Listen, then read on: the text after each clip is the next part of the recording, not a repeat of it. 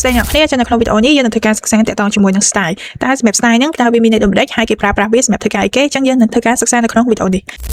ដំបូងនេះខ្ញុំមកធ្វើការបញ្យល់អ្នកគ្នាតាក់ទងថានិយមន័យតាក់ទងជាមួយនឹង style ជាមួយសិនមុននឹងយើងធ្វើការ practice វាផ្ទាល់អូខេអញ្ចឹងសម្រាប់ styling in HTML is done using cascade វាមានថាវា using ឬក៏ stand for cascading style sheet ឬក៏តែគេហៅថា CS ហ្នឹង to control the layout color font or design of web page ហើយយើងក៏អាចធ្វើការ apply ទៅលើ style to your HTML element using three distinct methods inline internal and external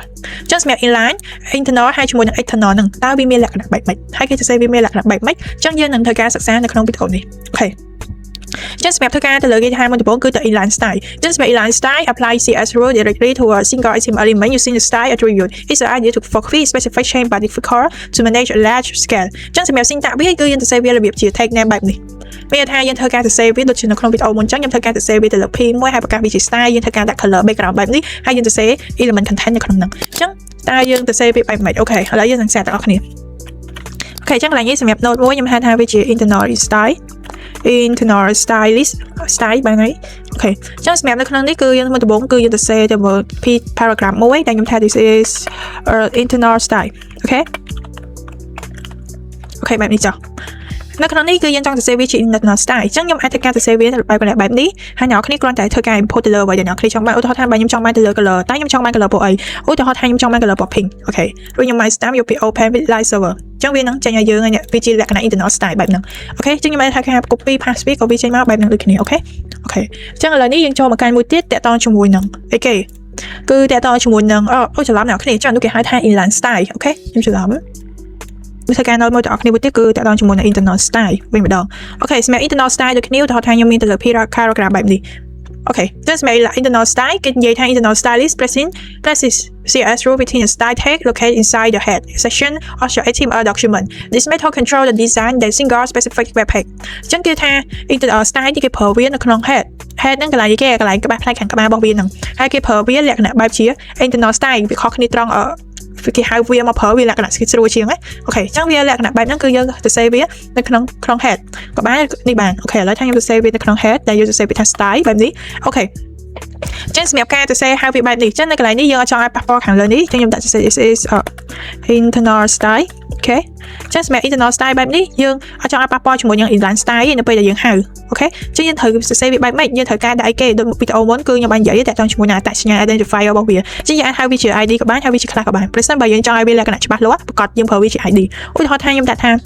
internal បែបនេះអូខេខ្ញុំ copy រួចខ្ញុំធ្វើការ import វាចូលនៅកន្លែង style នេះយើងប្រើទៅលើទ្រង់ជ្រូកចឹងយើងប្រើសញ្ញាធុងជ្រូកអីគេធុងជ្រូកគឺប្រើសម្រាប់តែ ID ហើយរីឯ ID ណាប្រើសម្រាប់ ID បែបនេះហើយរីឯឥឡូវខ្ញុំសុំធ្វើការនៅអ្នកគ្នាមួយ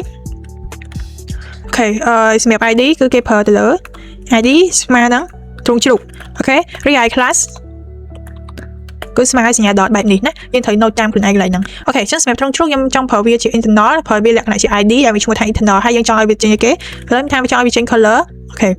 color ដែលនៅក្នុងនេះខ្ញុំប្រើទៅលើពណ៌ aquamarine នេះចុះអូខេរួចខ្ញុំធ្វើការ share open with light server របស់យើងមុនហ្នឹងអូខេយើងបាននេះអូខេអញ្ចឹងសម្រាប់មួយទៀតតើតជាមួយនឹង internal style sheet គេថា internal styling is the industry standard best practice it keeps your design completely separate from your HTML structure by storing style inspired C.cf file you link into your HTML page using the link tag inside the head section allowing you to change the look entire website with just on one file អូខេចឹងកន្លែងនេះមានន័យថាបែបខ្ញុំមានថាកន្លែង internal style sheet ហ្នឹងគឺគេប្រើវាជាមួយនឹង file CS ផ្ទាល់តែម្ដងចឹង file CS គឺយើងត្រូវចេះទៅលើភាសា CS ចឹងសម្រាប់មេរៀន CS យើងនឹងធ្វើការសិក្សានៅវីដេអូក្រោយប៉ុន្តែខ្ញុំនឹងធ្វើការប្រាប់អ្នកគ្នាទ្រុសតិចសិនតាក់ទងជាមួយនឹងការ import ទៅលើការបង្កើតទៅលើទ្រុសសិនអូខេវីដេអូនេះគឺយើងអត់ប្រើទ្រុសសិនទេណាយើងប្រើទ្រុសសិនអូខេចឹងសម្រាប់ធ្វើការ import ទៅលើ style CS internal ហ្នឹងគឺយើងនឹងធ្វើការសិក្សាពេលថាមុនហ្នឹងគឺជាអីគេ internal style ទៅអូខេ style អាយ៉ាពីវាយអូខេចឹងសម្រាប់ធ្វើការ internal style យើងទៅសេវាបែបម៉េចចឹងឧទាហរណ៍ថាមុនហ្នឹងគឺយើងត្រូវបង្កើតទៅលើ ring reel មួយដែលយើងដាក់វានៅក្រុម head អូខេយើងត្រូវមានទៅលើ ring reel មួយបែបនេះដែលវាជា link ហើយយក array link តាំងវាទៅកាន់កន្លែងណាចឹងសម្រាប់ធ្វើការទៅសេទៅលើវាបានអ្នកនរគ្នាត្រូវធ្វើការនេះ style CS នេះសូមធ្វើការ delete វាចោលមួយសិនអូខេចឹងជាដំបូងអ្នកគ្នាធ្វើការបង្កើតទៅលើ file CS មួយ new file ហើយយើងយកពីថាទៅសេអីក៏បានដែរឥឡូវថាខ្ញុំសេ style.cs បែបនេះចុះជំនាញថាយើងបង្កើតវាជា file CS អូខេចឹងនៅក្នុងហ្នឹងខ្ញុំអាចធ្វើការទៅសេហើយយើងធ្វើការ import វាចូលនៅក្នុង link បែបនេះមកនៅពេលដែលយើងមាន file ទៅលើនេះហើយយើងទៅសេវាមក style មកវាស្គាល់ហើយអូខេឬអ្នកគ្នាធ្វើការ share វាហើយយើងចង់ទៅសេ link នេះ ក្នុង link ហ្នឹងហើយខ្ញុំចង់កន្លែង eternal នេះគឺខ្ញុំមានទៅលើ p1 ដែលខ្ញុំបង្កើតវាជា class ម្ដងខ្ញុំថាដាក់វាជា eternal បែបនេះចាខ្ញុំ copy វាហើយកន្លែងខ្ញុំដាក់ថា this is eternal style អូខេបែបនេះអូខេតោះមកយើង run វានៅក្នុង server របស់យើងគឺវាអត់មានអី style អីធម្មតាវាលក្ខណៈធម្មតាទេស្អីយើងត្រូវការទៅ save វានៅក្នុង style បែបនេះអញ្ចឹងមុនហ្នឹងគឺយើងបាញ់ហៅវាជា class ដែលខ្ញុំធ្វើការ dot សញ្ញា dot គឺវាជា class ហើយឈ្មោះថា eternal ឲ្យឈ្មោះ class ហ្នឹងគឺ eternal ឥឡូវនេះខ្ញុំចង់បាញ់វាជា background color អូខេ background color ហើយកន្លែងនេះខ្ញុំចង់បាញ់វាជាលក្ខណៈ red បែបនេះចុះអូខេរួចខ្ញុំ save ហើយយ៉ាបែបអញ្ចឹងទៅ say call អូខេយើងបាននេះត្រូវទេហើយនៅកន្លែង background color ហ្នឹងឧទាហរណ៍ថាបើយើងចង់បាន cursor ទៅលើ color វា white អូខេបែបនេះបានអូខេ